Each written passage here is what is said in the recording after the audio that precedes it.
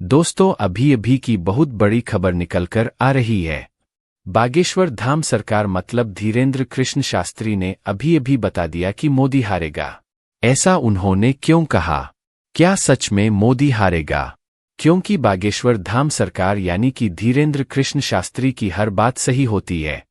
क्या है पूरी सच्चाई? उन्होंने ऐसा क्यों कहा कि मोदी हारेगा? जानेंगे पूरा मामला। पूरा लाइव शो देखेंगे। इस वीडियो में आखिर उन्होंने ऐसा क्यों कह दिया कि मोदी हार गया या हारेगा?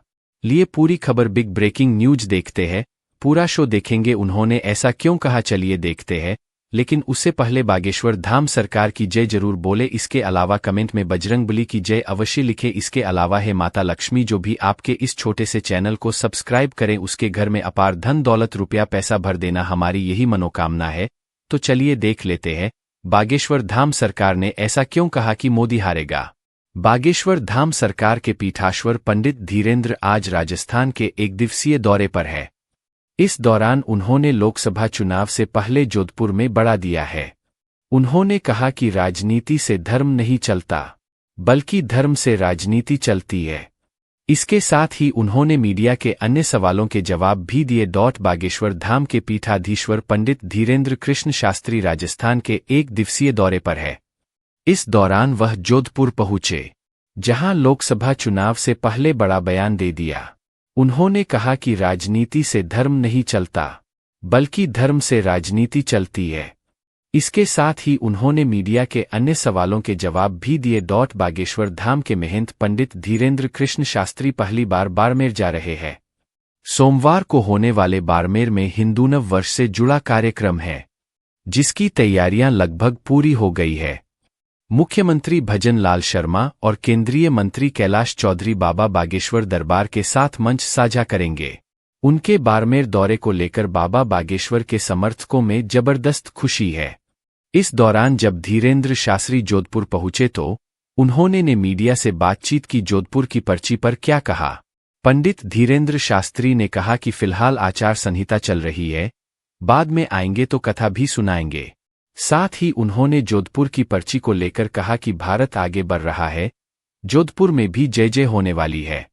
इस दौरान बीएचपी के कार्यकर्ताओं ने बाबा धीरेंद्र शास्त्री का स्वागत किया।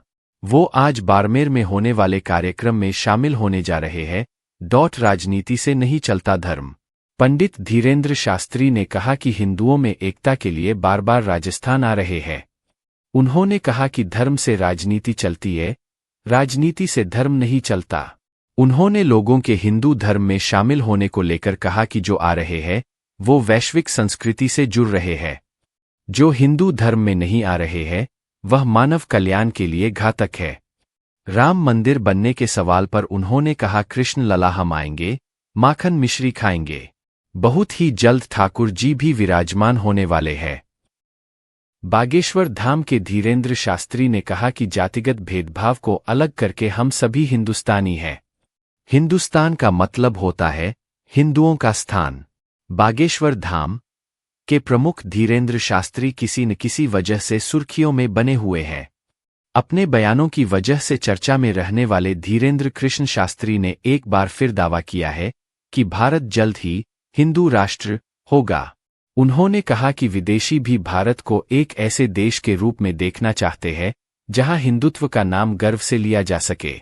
हिंदुस्तान का मतलब है हिंदुओं का स्थान। धीरेंद्र शास्त्री बागेश्वर धाम के पीठाधीश्वर ने कहा, हमारे कार्यक्रम में जो लोग विदेश से आए हैं वो भले ही ईसाई है, लेकिन सनातन धर्म में विश्वास रखते हैं। सभी जातियों को भेदभाव को अलग करके हम सभी हिंदुस्तानी हैं। हिंदुस्तान का मतलब होता है हिंदुओं का स्थान। धीरेंद्र शास्त्री ने जोर देकर कहा कि वो किसी से भी हिंदू राष्ट्र बनाने की मांग नहीं कर रहे हैं, वो सिर्फ समर्थन मांग रहे हैं। भारत जल्द बनेगा हिंदू राष्ट्र। Bageshwar Dham news agency ANI से बात करते हुए शास्त्री ने कहा, भारत हिंदू राष्ट्र बन जाएगा। यहां तक कि विदेशों से भी लोग आज हमारे कार्यक्रम में एकत्र हुए। वे ईसाई धर्म का पालन कर सकते हैं, लेकिन सनातन धर्म में विश्वास करते हैं। धीरेंद्र कृष्ण शास्त्री ने आगे कहा, इसका मतलब यह कि यहां तक कि विदेशी भी चाहते हैं एक ऐसा भारत जहां हर कोई गर्व से हिंदुत्व की बात कह सके। जाति भेद को दरकिनार करिए। हम हिंदुस्तानी हैं। हिंदुस्तान का मतलब हिंदुओं का स्थान। धीरेंद्र शास्त्री ने आगे कहा, सत्ता में आने या सरकार बनाने की हमारी कोई महत्वाकांक्षा नहीं है, लेकिन अगर कोई हमारा साथ देना चाहता है तो उसका स्वागत है।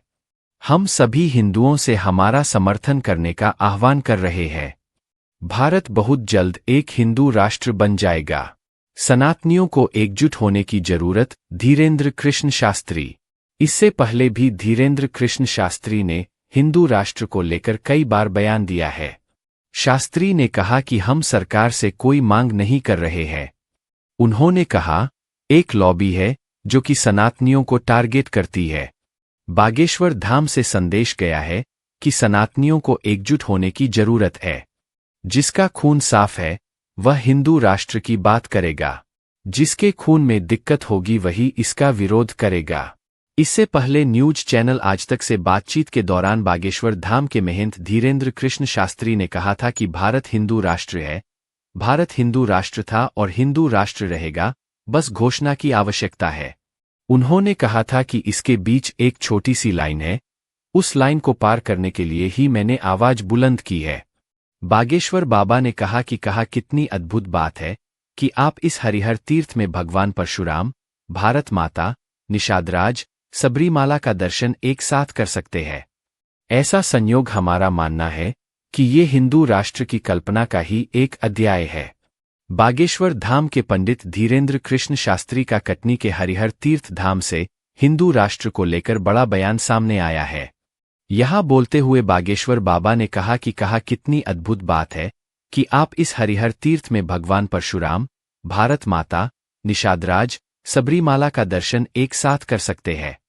ऐसा संयोग हमारा मानना है कि ये हिंदू राष्ट्र की कल्पना का ही एक अध्याय है। उन्होंने आगे कहा, मानो क्या राजा, क्या प्रजा जो सनातनी हिंदू जातिवाद के नाम पर कट और बंध रहे थे, उन हिंदुओं को एक जगह तीर्थ में सभी भगवानों के दर्शन होंगे। ये हिंदू राष्ट्र का ही नया अध्याय है। ऐसे कामों से ही सनातन विरोधियों की ठठरी बनेगी। बता दे कि बागेश्वर धाम सरकार धीरेंद्र शास्त्री अपनी हर सभा में भारत को हिंदू राष्ट्र बनाने की मांग जरूर करते हैं। वहीं बागेश्वर बाबा अब साउथ की ओर भी रुख करने वाले हैं। बागेश्वर बाबा कर्नाटक में हनुमंत कथा करने वाले हैं।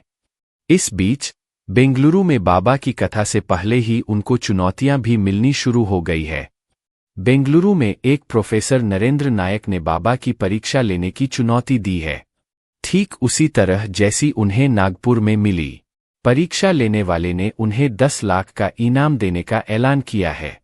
मेरे प्यारे मित्रों, रही बात लोकसभा चुनाव की, तो बागेश्वर धाम सरकार जी ने साफ साफ शब्दों में कह दिया है कि मैं लोगों का भला करने के लिए हूं, ना कि किसी की बुराई करने के लिए। मैं चुनाव के बारे में कुछ भी नहीं कह सकता। हाँ, मैं जान सकता हूं, लेकिन मैं जानना ही नहीं चाहूंगा। इन सभी चीजों के लिए अपनी शक्तियों का उपयोग नहीं करूंगा। दोस्तों, बागेश्वर धाम सरकार जी ने ऐसा कुछ भी नहीं बताया है। कौन हारेगा कौन जीतेगा, यह तो सिर्फ अफवाह है, लोग फैला रहे हैं। तो अगर यह ब्रेकिंग न्यूज आपको अच्छी लगी हो तो वीडियो को लाइक, शेयर और चैनल को सब्सक्राइब जरूर कर दें और कमेंट बॉक्स में बजरंगबली की जय अवश्य लिखें।